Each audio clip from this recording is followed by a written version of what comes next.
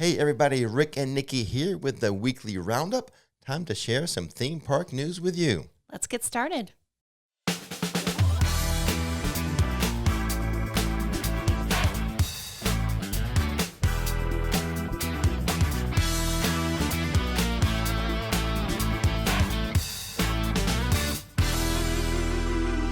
Disney World is bringing back more character dining. Character dining with Winnie the Pooh and friends will return to the Crystal Palace on September 20th.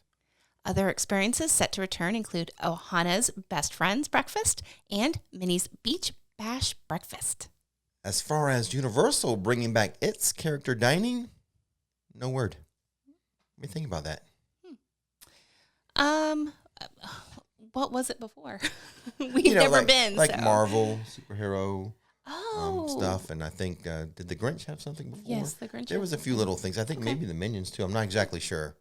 There was some character dining at Universal. But no word as to whether it's returning or if at all. We never did any though. No, we never did. But I get questions. The most I get questioned about is the Marvel superhero dining. Yeah, that's a cool experience, I'm sure. Yeah. So I don't know why they're dragging their feet. Usually, Universal's ahead of the curve on this type of thing. But not yet. Disney World has added new acts to the Eat to the Beat concert lineup at Epcot's International Food and Wine Festival. Additional acts include Jeremy Camp, Postmodern Jukebox, and Sugar Ray. Concerts, which are included with admission, will take place 3 times nightly. Epcot International Food and Wine Festival runs from July 14th through November 14th. At Universal Studios Florida, the construction walls around the Revenge of the Mummy roller coaster have been removed. At the time of this recording, however, a black tarp continues to cover the doors of the entrance. We are keeping a hopeful eye out for more signs of a soon-to-be reopening. We will let you know when we know that it has reopened, perhaps even going live for the event. No matter what we're doing, it may be a bit of a problem if we're on a road trip, on a jet ski or something. But as soon as we get off the jet ski, then we'll go live and let you know. Okay. There was a haunted house revealed this week, but it was not by Universal. Busch Gardens Tampa is bringing back the Witch of the Woods haunted house for this year's Halloween event. Witch of the Woods, the first house announced for this year's event, will have visitors venturing into a dark forest where bone-chilling stories and dying screams are the only things that make it out. The separately ticketed event will run from September 9th through October 31st. For more information on Halloween, visit buschgardens.com/Tampa.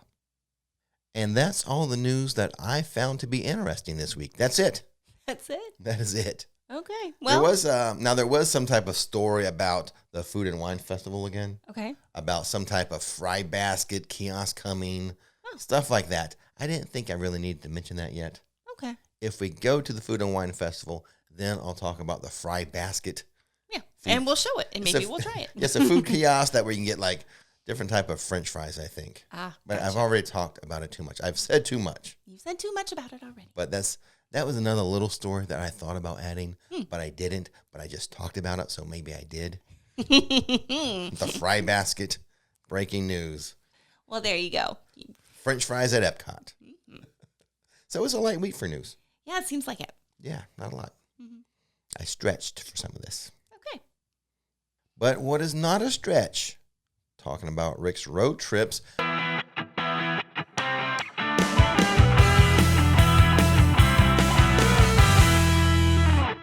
We did post a new video this week. It was a beautiful supboard and kayaking adventure through the Winter Park chain of lakes. Specifically, a couple of Venetian canals that they have there. Yeah, totally stunning. Just absolutely breathtaking And views. you love supboarding. I do. I really, really do. You would do it every day, wouldn't you? Yeah, if we lived on a lake, I'd be out on my supboard every single day. But sure. finally, we have another adventure out there in that channel for you to enjoy. If you didn't know, Rick's Road Trips is our second channel. It's a channel that highlights like all the sort of fun stuff you can do in Florida outside of the theme parks. So there is a link to Rick's Road Trips in the description box. Tons of videos already there. Go check them out and subscribe to that channel. Make your own Florida bucket list. Well said. Thank you. And now it's time to give recognition or recognition. I've never said that before. Oh, boy. So anyway, here we go. I digress. Some shout outs to supporters of the channel. Some new supporters this week. They're supporting via channel memberships or Patreon. Nice. Nikki, this week I will let you do the honors of reading the names. You give me that honor every week, Rick. Yeah. Just because I mess up everyone's names. Oh, so no, again, you're way better than me. Way I better than me. apologize ahead of time. All right, you ready? They're glad I'm not doing it. I doubt it. It'd be more funny. Oh, probably. Okay, so let's start out with, a new Nikki Rockstar. Woohoo! Stephanie Reeves, thank you. And then we have we have a bunch of executive producers. Yeah, we have 3 new executive producers That's this week. awesome. So Sergeant of Marines Connolly, I know who you are. Thanks. Craig, let's see. Then we also have Gina Lavender and 1K subs with no vids. Nice name. And then we have, looked like 4 producers this week. 1, 2, 3, 4, 5. No, 4. No, 4. I can't count. I can count. Yeah. Okay. You were scrolling, so I think I counted twice. Yeah, Anyway. I messed you up. And now we have our producers. We have 4 of them? 4. Did I count correctly? All right. So let's get started. Sarah Shute, Grant Yenny, Jean Seminole Ranger, and Matt Stone. And some supporters, 4 supporters for the week. Wow, this is awesome. Okay, so Daniel on Adventure, Kyle Hefner, Yusuf Turnage, and Maggie Marrero. Looks like it to me. I think you got that right. Okay. Anyway, thanks for joining the team. Yes, Welcome thanks, to guys. the family. Absolutely. So We great. really appreciate it. Yeah, we really do. Thank you so much. Oh, we also had a super thanks this week. From Paul Jones. Yeah. Thank you, Paul, for thanking us with that super thanks. Yeah, thank you so much. Thanks all around. You get a thanks, and you get a thanks. And Nikki, you get, now we're going to move on to questions and answers. I usually do about 6 of these a week on camera. I get more emails than that. But if you are interested in submitting a question of the week or just like giving me video suggestions, go to myrixflix.com, scroll all the way down to the bottom of the home page, little box for you to type in your question or your video suggestion. There we go. Question number 1, Nikki, Is from Jerry. From Jerry. All right. Do you still provide a personalized birthday message? And how do you get the message to them? I do not, though I have been getting some questions regarding this lately. I may turn that back on. I may explore going through Cameo itself versus going through my coffee page. Okay. But right now, Jerry, I am not doing like the birthday messages or the anniversary messages and things like that. But I am strongly considering bringing that back. So when I do, I'll let everyone know. Okay. The thing is with me, you know how to procrastinate. He procrastinates so bad. Oh, I get like anxiety from your procrastination. It's not even affecting me. I usually need, when I did that in the past, at least like 10 days noticed. Yeah, a little bit. Yeah. So. All right. Number 2 is from Renee. After watching Nikki's video on the Universal Photo Pass, I really want to purchase one for this trip. Will the meet and greet photos and ride photo options be available during the OI meetup? P.S. I adore your Hogwarts sunset video. Thank you. If you're not familiar with that video, it's just like, I think it's an hour long, or is it 30 minutes? Whatever, it's us. No, it's an hour. I think 30 minutes before sunset, I was filming the Hogwarts Castle. Right. And then 30 minutes after sunset, so... it was just a fun thing to do, just like a little, passion project. Yeah, to be different. I wanted to do it, and I did it. I'm glad you enjoy it, Renee. Yeah, now, as far as the like photo pass and the Orlando Informer meetups, no. Technically, that is supposed to be turned off. I have spoken to Taylor about this in the past. Okay. Now, occasionally, Universal will forget to turn off the feature, like for the the rides. Exactly. Yeah. So, officially, the answer is no. Those are not available during the meetup hours. Right. Number 3 is from Becca. Will Universal Orlando Theme Park reach capacity for Halloween Horror Nights on the first day and the last day in September and October? maybe the first night. The first night's always busy because you have a lot of pent up demand from HHN fans. That one, that one has a good potential for being sold out. I don't think the last night of September is anything special. So October. Well, they say the first and last day in September and October. Oh, okay. So the first day of HHN in September this year would be what, September 2nd? Okay. That first weekend's busy. A good chance that it could become sold out. The last day in September, no. The first day in October, no. But then the last day in October is Halloween. That kind of depends, I think, on the day Halloween falls on. If it's a Friday, Saturday, Sunday, a better chance of being sold out than if it happened to fall midweek. Right. So those two are definitely busier days. Let's just say if you're just asking about the first day being and the last day of HHN, first and last, you can predict it's going to be a bit busier than any other time. I don't know about selling out per se, but the first weekend's very busy. It is. The first weekend's busy. And then once we get into October and the closer we get to Halloween, especially on the weekends, higher demand, a higher chance of being sold out. I can't predict if they will reach capacity or not. Okay. But as far as your chances of it reaching capacity, the first slightly night increased. And then it increases throughout October. Yep. Okay, so number 4 is from Christian. Is that how you would say that? I don't know how you would say that. Is it possible that you can buy park tickets even though you have blackout days for Universal using the seasonal annual pass? Yes. So if you have the seasonal pass, a lot of blockout dates. That does not block you out from purchasing a day ticket. Right. Exactly. You can still purchase a day ticket. 100%. Sure. I haven't had to do that for Universal, but even for like Disney World, if I've been blocked out, if I couldn't get a reservation, I have bought day tickets. Yes. So in no way are you hampered or restricted in purchasing tickets. Right. Exactly. It's that's a strategy you could use if your pass is blocked out. Right. Exactly. So bad. Number 5? Yep. All right, number 5 is from Jennifer. I noticed the Universal website announced pass holder appreciation days from August 15th through September 30th. There are no details of what that means. Do you know what will be special for those pass holders on those days? We did see the press release on that, and they didn't mention any specific deals or perks yet. They just said those were to come. Now, in the past, you've had a separate line to walk in. Yeah. You get sometimes there's like special menu items that you can purchase. Yeah. Not a lot. I've never been blown away with the perks that are offered. They did have like a pass holder night though, where they shut down the park and then it was just pass holders in the park, which was like maybe 5 years ago. Yeah, it was a while ago. That was fun. That was cool. In fact, I think they did that in Universal Hollywood this year, so like a park takeover. But I don't think that's going to happen.